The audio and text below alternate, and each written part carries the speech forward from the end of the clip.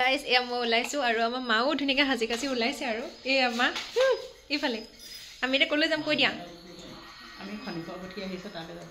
এই তালে যাও আপোনালোককো দেখাই থাকিম যিমান পাৰো আৰু দেই আৰু এটা পজ দিয়া আৰু কে দিম পাতিবই না দে আৰু এটা আপলে ঘুৰি দিয়া আৰু বেকটো ধুনিয়া লাগিছে ইফালে ঘুৰি দিয়া পিছলে ইয়া গাইস আমি ওলাইছো আৰু আমাৰ পুটু ওলাইছে পুটু এফালে বলে মা মই ওলাইছো আৰু ইফালে আমাৰ সেলফি সেশন চলিছে নহব তুমি তেনেকে দিয়া মাৰা ইয়া গাইস আমি ওলাইছো আৰু আমাৰ পুটু ওলাইছে পুটু এফালে বলে মা মই ওলাইছো আৰু ইফালে আমাৰ সেলফি সেশন চলিছে নহব তুমি তেনেকে দিয়া মাৰা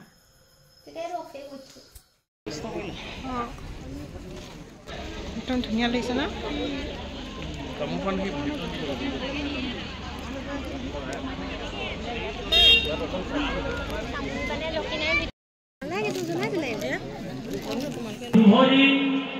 শুভক্ষণ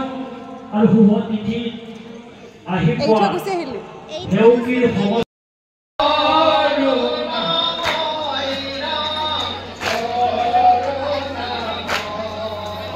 ধৰি দিবি দেই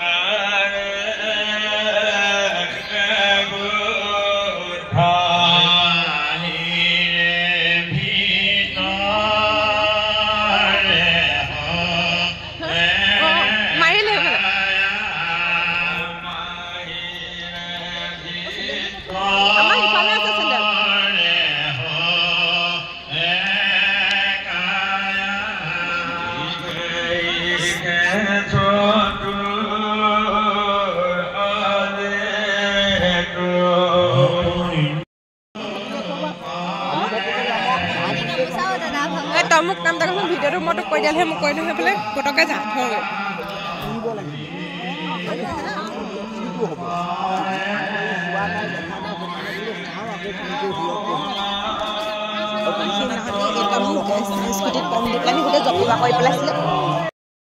হাই গাইজ আমি ভালে ভালে ধুনীয়াকৈ খুব ধুনীয়াকৈ সেইফালে কেনেকুৱা লাগিলে কৈ দিয়া আকৌ কথা কৈছ কেনেকুৱা লাগিলে গৈ ভাল লাগিলে আমাৰ মা মোবাইলত ব্যস্ত কিবা কৰি আছে আৰু খুবেই ভাল লাগিলে আৰু আমি এতিয়া আহি পাইছোঁহি নিশা প্ৰায় 10:32 আমাৰ মইনা আহিছে মইনা পোৱালিক মাতি দিব লাগিব তাৰপিছত এয়া আমি আহি খুব ধুনীয়াকৈ পাই গ'লোহি চব বাবাই দৰ্জা খুলি দিলে তাৰপিছত দাদা চাগে ৰুমত আছে তাৰপিছত আৰু আমি খুব ধুনীয়াকৈ আহিলোঁ তাত যদিও আমি বইল ভাত খাইছিলোঁ ইয়াতে আমি কেইটামান ভাত খাম তাৰপিছত আৰু খুব ভাল লাগিল আমি প্ৰথমবাৰ গৈছিলোঁ আৰু খনিকৰ পুথিভাগ ধুনীয়াকৈ পঢ়াও অকণমান শুনিবলৈ পালোঁ আৰু নাম পালোঁগৈ আৰু খুব ধুনীয়া লাগিলে আৰু কি ক'ম আৰু ব্লগটো ইমানতে সামৰিবলৈ আছোঁ আৰু যি দিনটো খুব ধুনীয়া লাগিলে খালি এটাই কথা আছিলে আজিৰ দিনত নেটৱৰ্কৰ এয়াৰটেলৰ ইছ্যু আপোনালোকৰ কাৰ ফালে হৈছে জনাবচোন আমাৰ ইয়াত প্ৰায় নেটৱৰ্ক ইছ্যু আহিছে এয়াৰটেলৰ মাহত 2-3 বাৰৰ ওপৰত আহিছে আৰু প্ৰায় 3-4 ঘণ্টা কাটি দিছে ইমান ডিষ্টাৰ্ব হৈছে মই ভাবিছোঁ কিজানি এক্সামৰ কাৰণে হৈছে সেইটো দিনত প্ৰব্লেম গ'ল আৰু আজি আমাৰ দাদাৰ বাৰ্থডে আছিলে তাকো হেপী বাৰ্থডে উইচ কৰিছোঁ চ' গাইজ আপোনালোকে উইচ কৰিব যাতে তাৰ বছৰটো ভাল যায় আৰু আজি আমি তাত গ'লোঁ তাৰ হৈ সেৱা কৰিলোঁ আৰু খুব ভাল লাগিছে আমাৰো ভাল হওক আৰু সকলোৰে ভাল হওক আৰু তেওঁলোকৰ যিটো আশাখিনি পূৰণ হ'ল আমাৰো হওক thank you my great of saints দেখিছে নে মই কেনেকুৱা ৰূপ ধৰি দিলোঁ ৰূপ নহয় মানে একচুৱেলি ড্ৰেছ চেঞ্জ কৰি দিলোঁ